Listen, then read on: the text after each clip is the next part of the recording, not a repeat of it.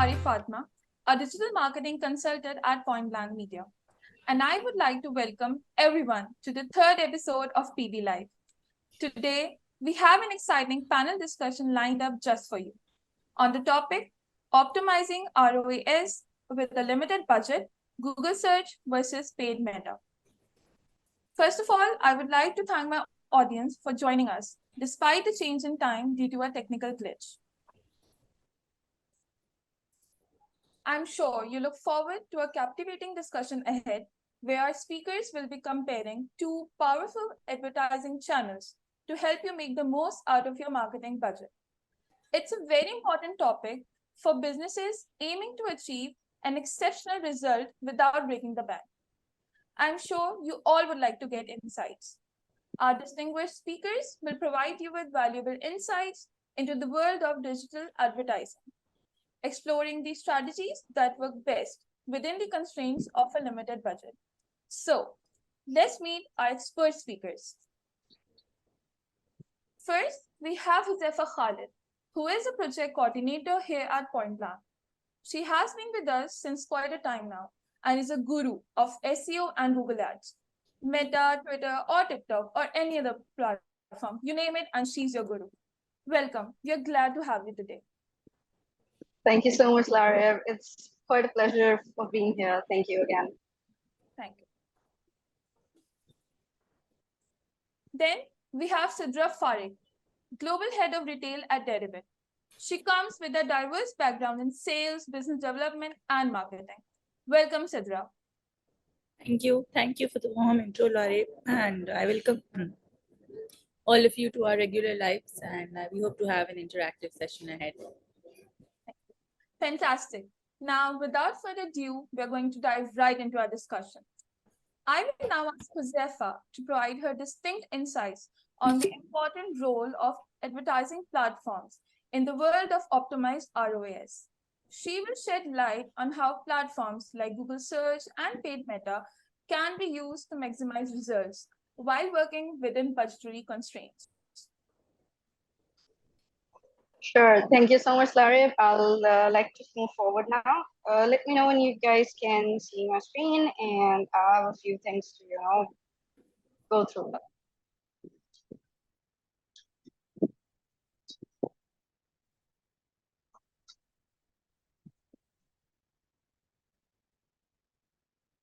So starting with ad creation and optimization. So ads usually, how do they go? How, paid search as in paid marketing could be through paid social, Twitter, Meta, Instagram, Facebook, whatever you name it. It's paid, like if it's a social media platform, it's called as paid social in our terms. And if it's through Google, we usually categorize it into different formats. Either it's search ads, display ads, shopping, and so on. We won't move right now into the categories or what goes where, but more of a crust of it.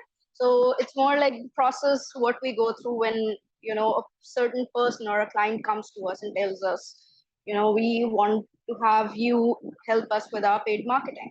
How does that process go? First, we're going to look at that. Starting with stages of ad creation, first and foremost, the client gives us a brief. So that usually goes like, they tell us what they really want. Why are they looking for paid marketing? Paid marketing and organic marketing isn't more of separate things. They are more like pillars of each other. They try to support each other and drive better results. So what a client usually comes us to for could be either conversions. If they have an e-store, it's usually conversions. If they are, let's say, a company that works with webinars or leads or that kind of thing, so they would require us to, market their educational platforms through Meta or search or display or whatever you name it, we do it, that kind of thing. So yeah, when a client comes to us, they usually have a very a faint idea of what they want. They don't exactly know the technicalities of it. That's where we step in. We bring with our media plans. So they tell us, for example, we want our promotions to be in UAE, KSA, and Iraq, let's say. So we want our promotions in these countries, and we would like to achieve, let's say, 100 leads. What do you think should be our budget in order to achieve this target? We make a media plan out of it. What usually media plans do is they tell us the approximate amount of results that we could get with a certain budget, with a certain type of settings in a country or so. And how do we do that? We have our previous results, we look at it, and then we try to minimize the gap between okay, what if and what has been. So you minimize the gap between that, and then we tell our client that okay, this would be the result with, let's say, $50. With $50 of a budget, we can give you around 1 million impressions on a certain platform with a cost per click of, let's say, $0.1 or so. So that is what a media plan consists of. Then the third major step of a campaign creation is actually audience. So it's more like you cannot, if you have the right budget, if you have everything you want, but still you aren't targeting to the right people, you aren't reaching out to the people who want to know about your business, who want to invest in your products or services or whatever. If you don't reach out to them, your ads won't work out. Even if you have the best copies, the best designs of it all, it won't work out until unless the audience is correct. So for that, we have different setups. We have remarketing campaigns through, if certain people through Google, we can actually get data for people who have visited our website. So we can get data from that, the attributes that those users shared, demographics and all that stuff. We can get that data and we can remarket to those people. Call it magic or so, but yes, it's somewhat like if you have left something in your cart in the last 7 days, we might know. Just saying, So we might know that you have left something in your cart and you haven't checked out yet. And until, let's say, at least the next 20 days, you're gonna receive ads on it. We're sorry. Actually, we're not sorry. That's how we do. So it's yeah, so we have remarketing ads, we have generic ads as well. So for that, we usually use interests of audiences. Let's say that if we are marketing for a camera firm, then we would be adding interests like photography, cinematography, and all that things. And on the basis of what you like and what you don't on your social media, you'll be targeted to those ads. Even on Google, you have certain keywords that you usually type. For example, if you're a photographer, you would usually be searching for studios maybe, or camera reels or that kind of stuff. And we can give you ads on that basis too. So yeah, either if it's SEM, if it's search engine marketing, then it's usually operated with keywords. And if it is paid social, then it's usually either remarketing or it's either trust-based marketing. So these are the two main or how we set our audiences. Coming to the fourth part, placing the right thing at the right place. This is something a bit more technical. We call it placements in our marketing term. It's how, let's say, we know that if there is a car company reaching out to us, we know we wouldn't be placing their ads on, let's say, Instagram. Or if we are marketing Oppenheimer, let's say, I don't think we'll be doing it on LinkedIn, right? Because not the right platform. So yeah, placements matter a lot for an ad to succeed. You need to, if you're a marketing student, if you have, done all the theoretical stuff, you would know that marketing consists of 4 major things, one of which is place. One of the 4 major P's of marketing. So yeah, that is how we place the right thing at the right time in front of you, and then you go all, is Google kind of spying on us? Because we see the things that we are thinking about. Yeah, that's our magic. That's what we do. Moving on to audience optimization. Well, For this, you can see a dashboard that we have created for one of our clients. Cannot share much details, obviously. So how that goes is we know the kind of countries people usually target are, people click on our ads, the kind of days that we have, when is our traffic reaching the most, which hour of the day is when we have the most sessions or the most users on our website or on our page. We get all this data from either Google Analytics, or we can get it from Meta Business Suite or that kind of stuff. So we have all the analytics. And one thing that I would like to emphasize the most in this session is that if you're a marketer, you need to be a data person. So like eventually we'll talk about it more, but yeah, when you know where your audience is, when you know what your audience is, you can convince them to buy from you in a pretty easy way. So it's more like they start trusting you with something because you know what they need. Moving on to the objectives, the main objectives that we have usually for our ads are maximize reach or impressions or engagements. What actually reach is, it's a very basic concept. It's more like how many people are, kind of receiving your ad, not seeing it, receiving your ad on their feeds or let's say their search or whatever. So the number of maximizing reach is more like you tell the algorithm that you are you want to reach out to more people, you want to generate awareness, that kind of thing. And maximizing engagement is more like you tell the algorithm that you want to, you want people to either react to your post or click on it or view the video that you have actually shared. Coming to the second one, it's maximize ad recall lift rate. So that is more like, have you ever seen a survey while you are, either scrolling Facebook or watching videos on YouTube? You would have received a survey that, let's say, L'Oreal was an ad that you saw pretty recently. There would be a survey asking you if you remember any of brands that you have ads seen before, that kind of thing. So that is where ad recall lift rate is maximized. It's like telling the algorithm that you want people to recall your ad more. It's more like you tell the algorithm that you want people to remember you, kind of stuff, in simple words. Going to maximize website traffic, it's more like you tell the algorithm to target people who are more likely to go to your website. That could be for just content views.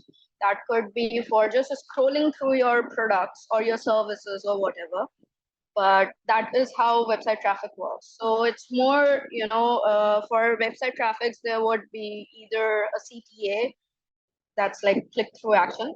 So there would be a CTA, it could be learn more or anything. There would be a landing page attached to it, and it will be optimized. The ad will be optimized to, tell the audience that you need them to reach out to the website, to engage with the website, to engage more of your personal or professional persona as a business.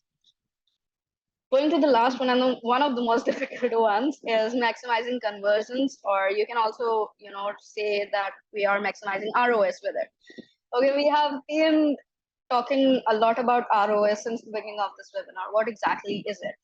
ROS is a short form for return on ad spend. So what does that mean? It's more like an ROI, return on investment. So how much you are earning on the amount that you currently invested in the ads. So that is how ROS works.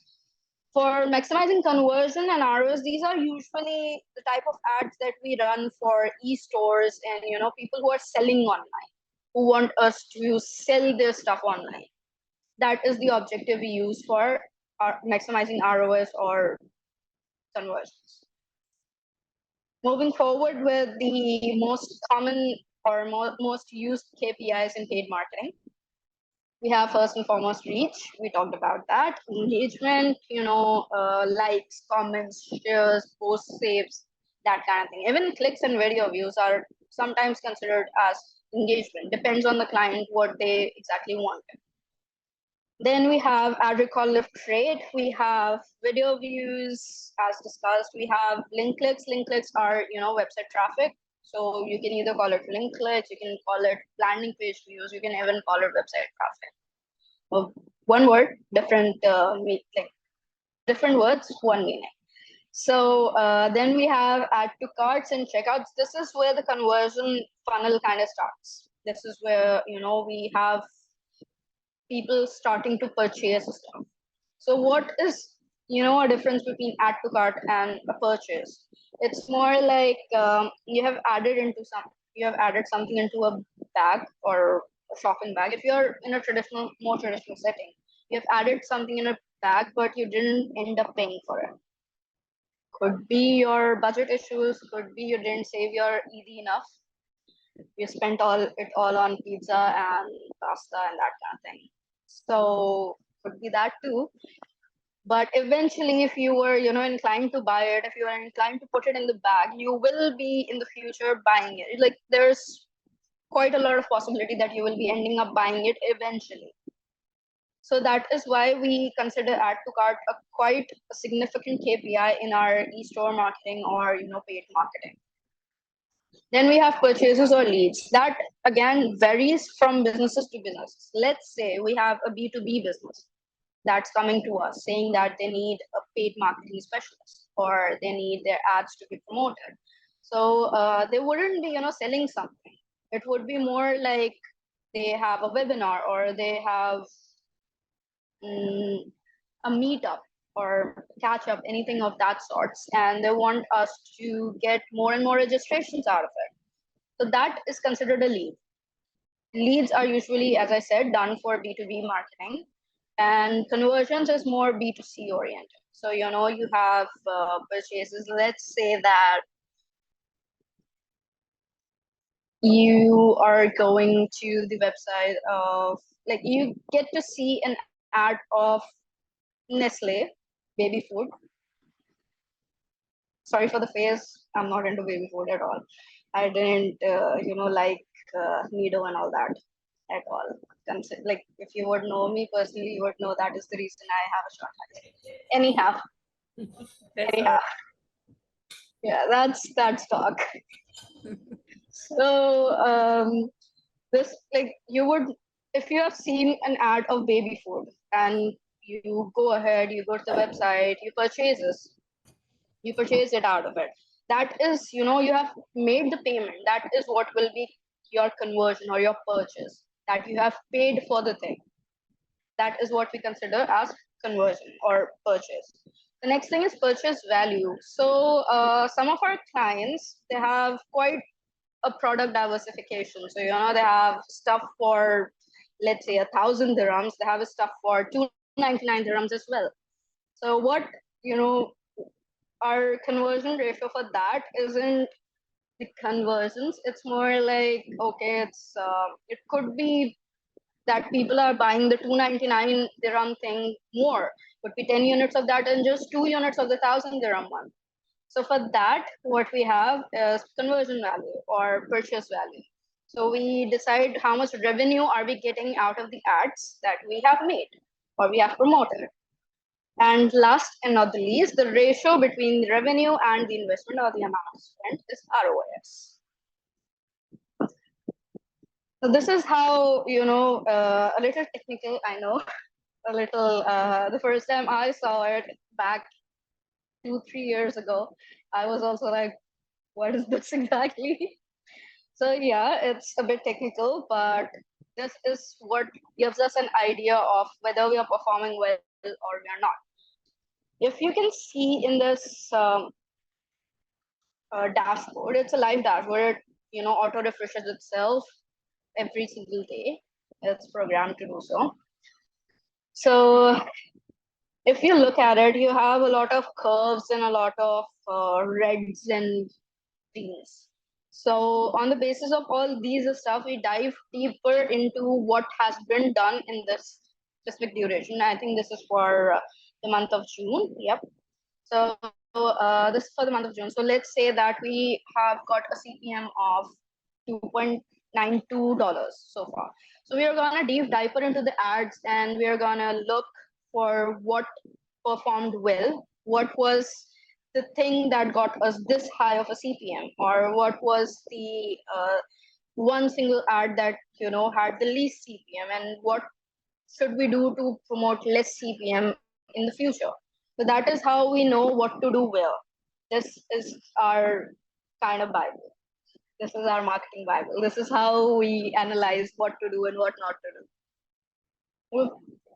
One thing that you will, if you're a marketer, you would know this for sure. One thing that is the best thing about marketing is that you have to experiment with it a lot. So you try new things, and then you analyze whether they did well with the audience that you have or whether they didn't. So let's say that you posted to promote one of the brands. If it's quite a funny story. So when Money Heist kind of stepped into the game, there was a client that we had, and we boosted one of the memes that we made on the professor. Professor, a very calculated character, and it was a data oriented business, and that meme kind of flew. We had leads coming in for it. We have, even if it was a simple meme, it wasn't even done on Photoshop, it wasn't even done on a very high end level. It was just an experiment we were doing, and we literally received around 300% ROAS out of it. So yes, things kind of fly like that. Even the things that you think that they are very insignificant, they fly pretty well in the terms of marketing. Your audience perception, your audience reception to it is what makes you what to do better and what not to do better. So all these matrices that you can see here are very significant in our life as a paid marketer. We have amount spent here, impressions, total reach, as we discussed earlier. There are link clicks, CTR, as in how many people from the people who have seen our ad, how many of them clicked on a certain ad. That's our CTR. There are content views, website purchases, add to cards, and all that technicalities. Moving on to some of the effective tools that we have for campaign optimization. Okay, this is a little kind of a play and match kind of thing. One of the things that we would like to discuss at the end is perplexity and what does it do. So first and foremost, we have meta ads. Obviously, we have the ads manager. We have business suite of Meta. We have so many different. Even not so earlier ago, we had Creative Studio as well, which is now discontinued. So we have quite a lot of platforms of Meta that help us optimize our ads. They tell us what are we doing. They tell us what could be better.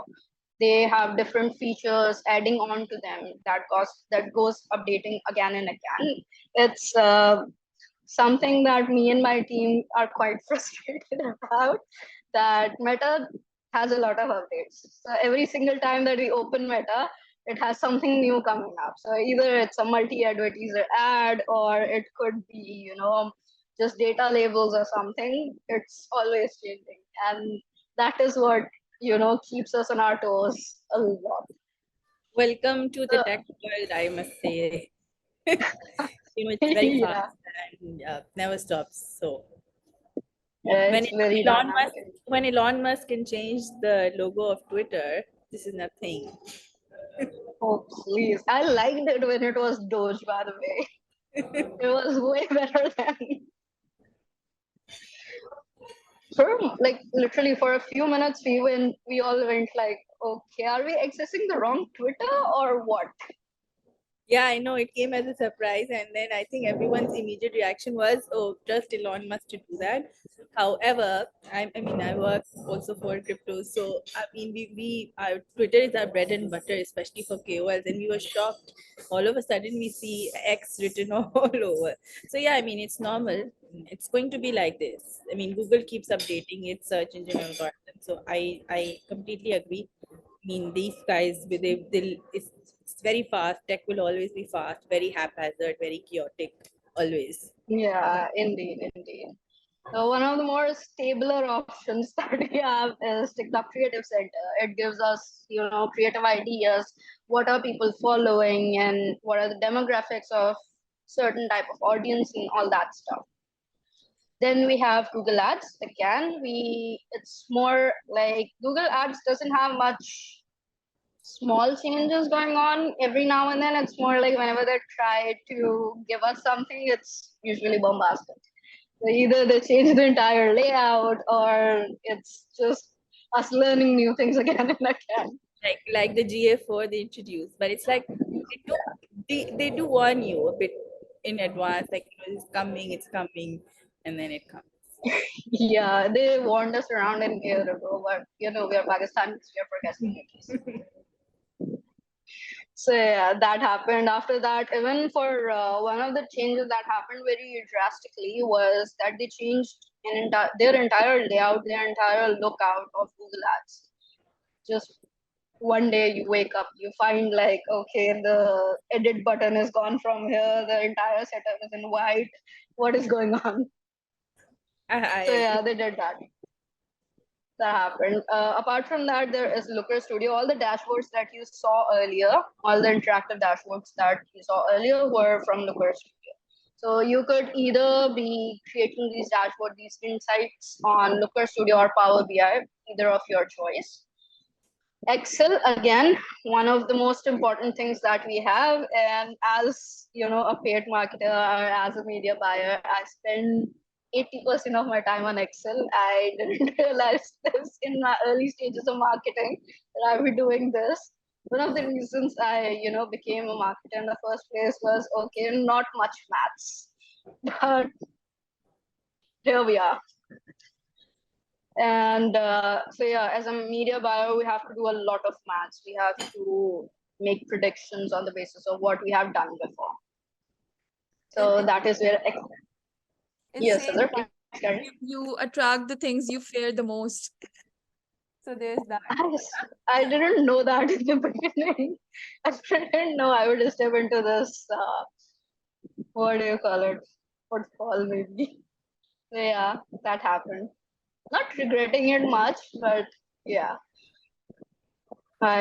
With marketing, I kind of fell in love with maths too. That's one thing that my team usually says. Anyhow, apart from that, we have Search Console. So for that, the kind of these tools are actually used for research purposes. So this could be for, let's say, what keywords your audience is currently using, what keywords are the highest ranking on, let's say, if you have a client for SEO services, what are the related keywords that we can use for our marketing, for our promotion of ads? That is where Search Console helps us. We have SEMrush for this as well. So SEMrush is more of a tool that can help you with a lot of stuff. It can help you with audience segmentation. It can help you with the current, analysis of your ad. It can give you the competitor analysis as well. So it's a very 360-degree kind of a platform, and it's one of the best that we use for research purposes. There are others as well that could be Ahrefs and blah blah blah. So yeah, there are those as well, but one of the most significant ones is SEMrush. Coming to one of the most interesting ones, Perplexity. So what is Perplexity exactly? It's an AI tool.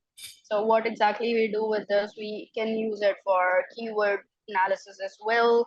We can use it for campaign optimizations. We can, just give it in a query for, let's say that this is our brief and we want the perfect copies out of it. You can get that too. For My apologies. So yeah, for that we have quite a lot Is of it like similar to possibilities. Chat GPT? Is it similar to Chat GPT or like more Chat advanced? GPT, it's more like Chat GPT has its limitations. Yeah. Perplexity does. I mean, Chat GPT cannot read data from 2000, like after 2022, but Perplexity is a real time thing, so it can read the data that is being done right now. that's cool. So it reads data from Twitter and other applications, or like it Yes, reads it does. across. Oh, that's so lovely. So So let's it's like you can even use it as a search engine. People are doing that currently. okay. And So does Point like use it very actively? This what yeah, perplex? we do. Perplexity. Okay, that's nice. That's cool to know. Yeah, we're evolving with time. Good, good. That's good. So moving forward, we have what are the two most underrated skills that you need to maximize your ROS with a limited budget.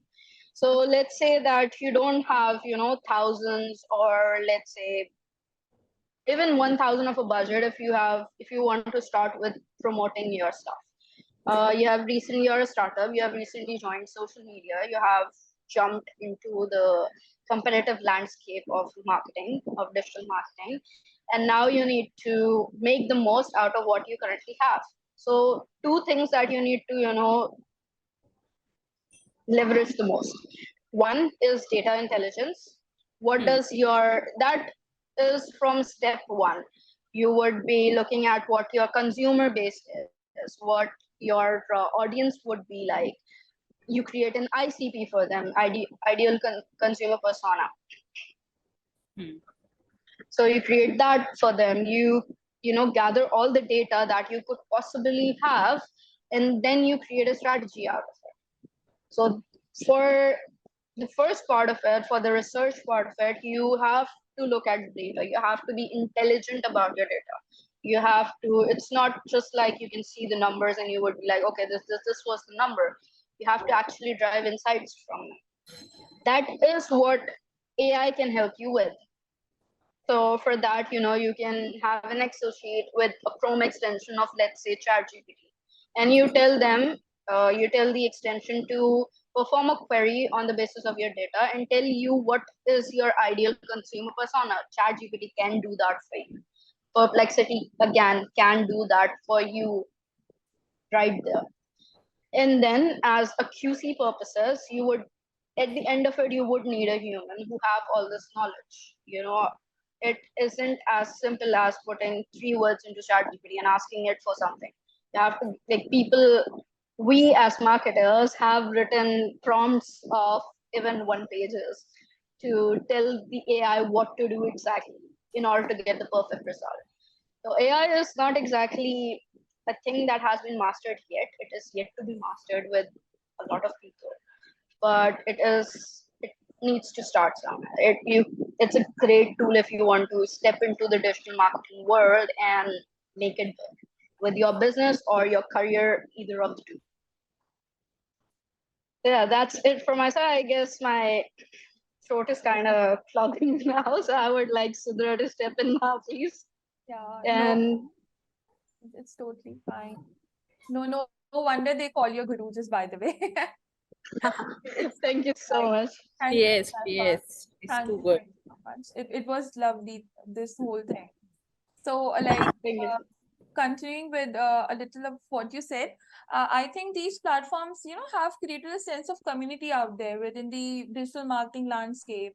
They are creating awareness, they're helping you and utilizing all the resources that you have of advertising, and, creating a whole skull for you for this whole scape for you to perform your activities, etc.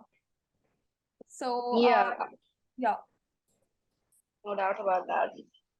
So let's hear from Chitra. With your extensive experience in business development across various sectors, what insights do you have in store for us today? Yeah, so thank you, Zephyr. It was really lovely and insightful. I still have a few questions. I'll come to it after I end my session. So, Yeah, yeah, sure. So mine is more of from because of my background. So I'm come from a business hardcore business development background. So I'm going to be more focused on decisions around business development, right? 1second, guys. So I'll share my screen.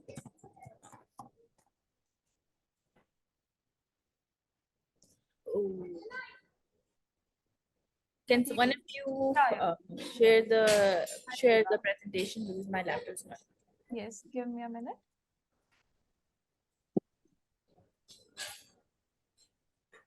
Okay, is it all right?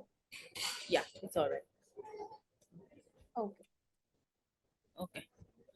So we need to move to slide number 9, right?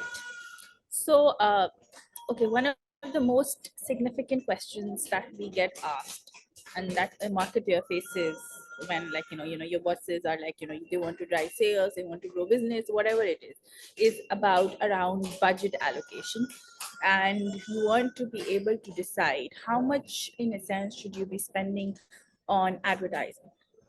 Now advertising, now there will, when we talk about advertising here, there's first an overall advertising budget that you want to set aside, and then you also want to split that budget between resource development costs plus paid advertising spend. Now I did research, and I found a couple of studies. It was one by US Small Business Administration and Counselor. There was a Deloitte survey of 2022, and apparently the recommended budget for small businesses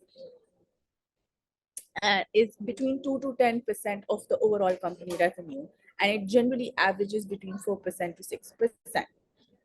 So you want to, at this point, you also want to factor into the fact that you want to make sure that this 4 to 6% also not just covers the paid ad spend, but you also want to factor in the agency fee. I mean, the development of video assets, if at all, any content writer fees, any additional resource allocation, your photographer or videographer's cost, right? So you need to be conscious of this, and it stands true for both B2B and B2C clients, right? So now this should be clear that this is the budget that I would want to set aside for my advertising fund. Once that you have that clarity in your head, you move to the next question. Okay, now this is my budget. Now how is my budget going to be divided over the course of the next quarter, or over the course of the year, and what are the factors determining it? So here you evaluate your core business priorities. What exactly are you aiming for? So let's say when we talk about business priorities, we also, the first question that that comes into our mind is it B2B, B2C?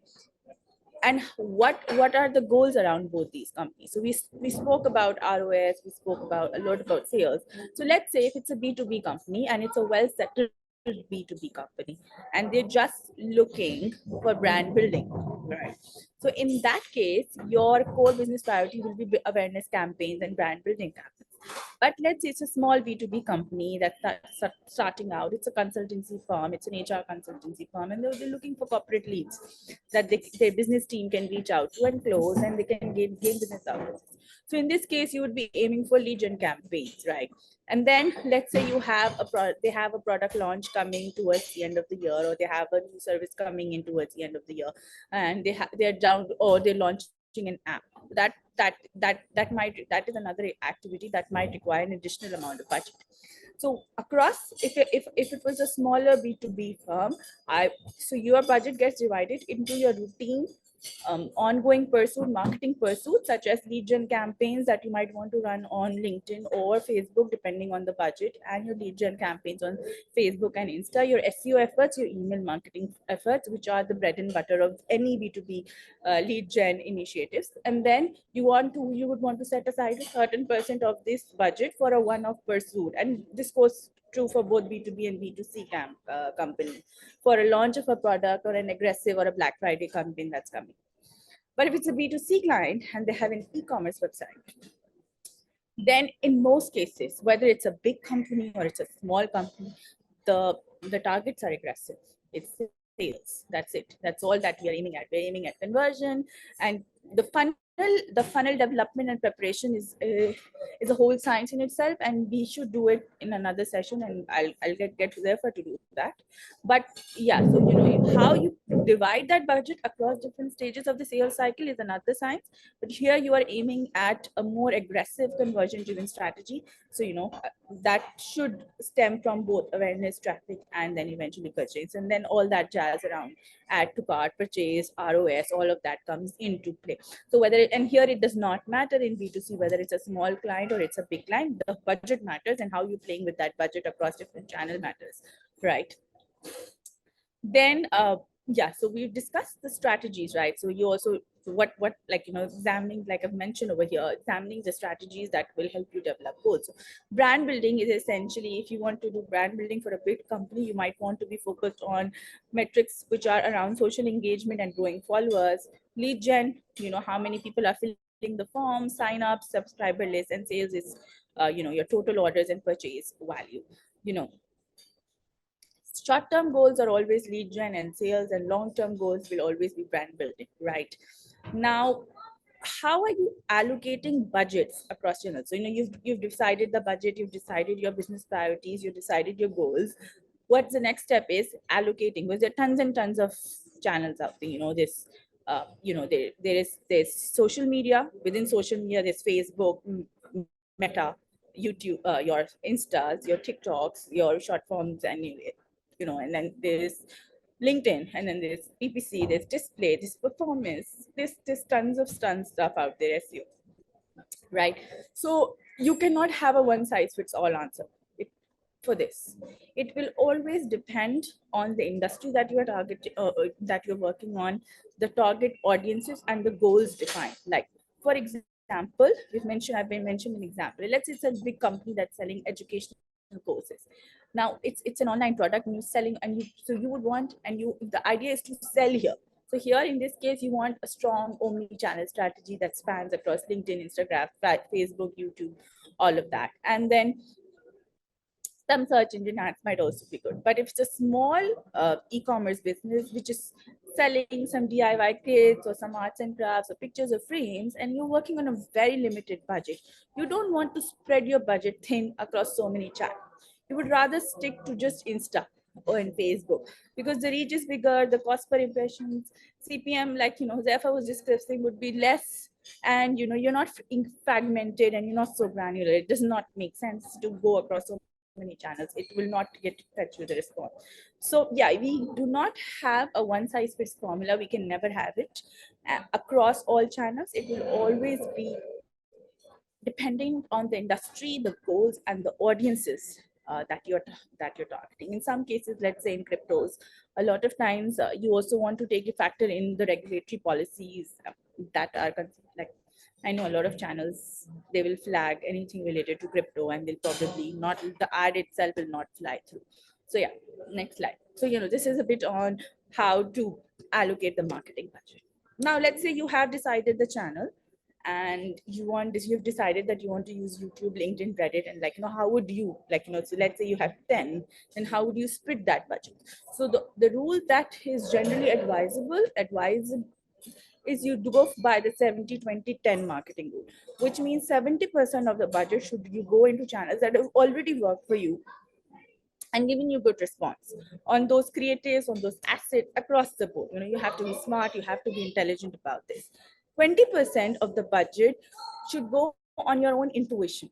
There are channels that comes from your own research, from your own competitive research, market analysis, using the tools, SEMrush, Perplexity, blah, blah, blah, all these tools that are around, talking to your peers, seeing what works. So, it's on your intuition that you see, okay, I tried Insta ad stories placement, Insta reel placement, Meta last time, that worked for me. I mean, I did not try TikTok, but our competitors are doing it. So let's just put 20%. And I expect it to perform because they're very aggressive. So, I put 20% of my budget on that. And 10%, always do. So 10% of your budget should be on experimenting, because you will never stop learning in tech. It's so fast. Like Zephyr mentioned earlier on, it's so fast. The rules are changing, the algorithms are changing, the tools are changing, I mean, you cannot miss out on anything. And it's also good for your own growth as well as the growth of your company. So you always set aside a 10% budget, which is going to be for experimenting with new ideas, new creatives. It could be anything. I would do that. I would totally do that. Right. So yeah, so this, we follow this rule across, like 70-20% 10 rule, and I think it should be good. For those who are starting out new, for those businesses uh, who are starting out new, what they can do is they start with one or two channels and see what it works, and then implement this 70-20-10 rule for their next campaign. Does not make sense to have that 70-20-10 call at the onset. You start small, you start first campaign, because of course it's going to take some time to build traffic, get that conversion flowing, right? Next slide. Right. Now, yeah, so that was a bit on the conversion. Now here are, when we talk about paid ads, when we talk about digital marketing, nothing can go, you cannot deny the power and the importance of content. I'm not going to go deeper through this, through the next couple of slides, and what kind of content you should do, because I'm assuming that if you are a digital marketer, you're anyway working on content. But here are a few useful tips in line with what Joseph had already mentioned, that how you optimize your content for better response, because everything depends. Eventually optimization is a mix of everything. The content that's going out, the audience setting that you're putting out, right? So let's focus on the content optimization bit for today, and then we can work on other bits in our next sessions. So we always, I would recommend that we always launch at least 4 creative variations, see what works, and let the algorithm work its magic. Play with captions, play with call to actions, play with the creatives, and change your creatives as often as possible. You will notice every time you put a new creative out there, you will see an increase in the downloads or increase in the conversion. So I mean, have your stock of different images, headlines, caption, all of that you can do. Also play around with your call to actions. So you can use contact now, purchase now, phone call us now. You have a tons of, you can always plug options on ChatGPT, and they will tell you. So you play with that as well.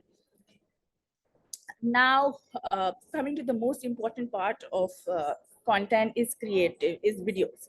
Video content is on the rise. We saw how TikTok became one of the fastest growing platforms, short form videos, and then with that Instagram Reels come, and I've started reading that Reels are not, ad placements on Reels are also growing. So that's the next stage. And then you have YouTube Shorts also coming up. So you cannot ignore the importance of video, right? And so communicate better, try to communicate better, try to explain better through videos, whatever you can. Communicate the first, always remember that the first 15 to 30 per second is where your audience will be most attentive to. So most of the time, after 80% of your audiences will stop watching the video after 5 seconds. So that hook where you're communicating the value of the product has to be in the first 5 seconds. That's where you're communicating value. Make sure that your video is relevant to your audience. Do not put them off. Do not ignore the important, never ever underestimate the intelligence of your audiences, right? I've given an example here.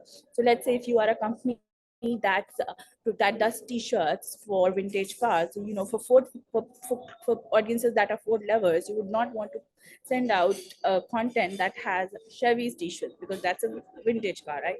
So, like that, you want to make sure that your content is very relevant. And it's not just for videos, across the board. If you look at the matrix that these guys have come up with, for example, even in search campaigns and the way they score ads, relevance is very, very important. So content is very, very important. Personalization is an age-old suggestion when it comes to advertising world. Be empathetic, be personal, and make sure that you're as personal as possible within the first 70 to 85 seconds of your ad. Do not expect your audiences to stay all the way till the end. Nobody does it. We don't even watch the full reel. It's we are the audiences of today. There's so much content out there to consume. Who has the time? So the first 70 seconds is what you have. I would treat the first 70 seconds as the most important and most crucial aspect of it. And I would experiment with videos, because if I get control of the kind of videos that my audiences are loving, are consuming and that are giving me the return, whether it's lead gen or whether it's sales, then there's nothing like it, right? I've mastered the most popular form of content and I'm converting through it. How else can you be like, how else can you master the art of generating conversions? Your boss will be so happy with that, right? So yeah, so keep the importance of video intact. Even for paid ads, there's a reason why they've started introducing paid ads. And then I also firmly believe in the power of personalization, real faces, relatable stuff. you know you can see how influencers sell better because people for some reason are able to relate more to influencers because they see eye to eye with them. Real faces, like real circumstances also help better, right? Next slide. Right, and this is something that Josefa has already touched a lot on, but I'll not waste a lot of time, is assessing the data, including your call conversions. So, you always assess the data, see what's working, like we discussed, if the impressions are, if the cost per impressions is going up, what you go back and see which creatives are giving you a better CPM, which creatives are not. If a certain call to action is working better, you go back and you implement. So you always want to go back and rework the data and re-implement it, which is why paid performance marketing, paid advertising on socials or on search, or let's just say online marketing, is always so real time. You can always go back, track, rework, implement, and revise your strategies. One last tip, which we can work on later on and build more on, because I think this is too small. This is like, this is a very small time to discuss this, is building lookalike audiences. So one of the powers of your social media is that not just is our custom audiences and lookalike audiences. And lookalike audiences are those audiences who will be similar to your best customers. So you go back, Meta will give you, and a lot of these paid platforms will give you the power to plug in the attributes that your best performing customers are doing. So let's say if I have a certain attribute, I'm working in cryptos and I have a certain salary packet and like certain attributes, and I'm buying a product from an e-commerce store. So Meta has that data. What I can do is, what a marketer, let's say Josefa can do is, Josefa can go back and ask Meta to look, these are I want you to create lookalike attributes around Sidra, so that I have, and scale my campaign to those who carry the same attributes. In this way, you're scaling the attributes to acquire people who are more likely to be your best customers. You can also use that through by tracking phone call to action which are on phone conversation. So let's say those who are doing their purchases through phone calls or doing a phone call, and if they carry certain attributes, we can go back and create those lookalike audiences. However, this is a very broad topic. This is a very deep topic: audience creation, audience building, funnel development. And we can work on this in our next session, and we can build on this in this. So yeah, that's it on my end, and it was lovely to be here. Thank you. We just have a quick question. Right, excuse me, I'll just be back. Yeah. So we just have a question that, in order to target the top 1%, like, do you have any advice? Like, how do you target that, and what, anything related to that? You are on mute, Zefa. My bad. Say the top 1% of what exactly? The audience, I guess the target audience. It was I guess it was more of what Sidra was saying. 1% of luxury. yeah. Okay. So that could be again due to could be with several tools and several features. So one of the features that Sidra kind of highlighted on was lookalike audiences. So for lookalike audiences, you can target that very specific region. Let's say that your marketing stuff that comes from luxury brands like Gucci, okay? Top high value brands who have quite a great purchase value. Not everyone can afford them. So how to pick that specific audience and how to optimize your ads on the basis of that. So let's say that you need audiences from there. You can actually have a customer acquisition list from them. You would have a customer list from them if they give it to you. If not, then you can actually go to tools like SEMrush and develop an audience out of that.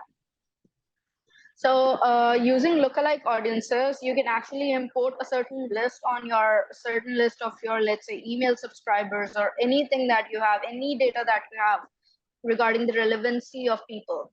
So you can actually import that to either Meta or Google, whichever platform that you are advertising on. And on the basis of that list, the platform will create a lookalike for you. And you can actually make it for 1% or 2%. The best practice is actually considered between 1 to 2%, but you can go all the way up to 15% for it as well, depending on how diverse of how diverse or how broad of an audience you require. All right. Thank you. Thank you so much. worries. Sadly, we have come to an end of our episode today. I would like to express my sincere appreciation to our esteemed speakers for sharing their valuable insights and their expertise with us. And to our viewers, thank you for joining us on PB Live episode 3 and being with us through the end. We hope you found this episode informative. And if for any reason you were unable to attend or you want to go back and listen to it again, you can find this episode on our official YouTube page with the name Point Blank Media Official. If you want to ask any other question from our speakers, you can always email it to us and we would respond at info@pointblankmedia.com. And lastly, I have a great news for you all. Stay tuned for our next episode, which will be on 31st August 2023, where we will be exploring another exciting topic just for you. Stay tuned for more information on our social channels. Take care until next time. Bye-bye.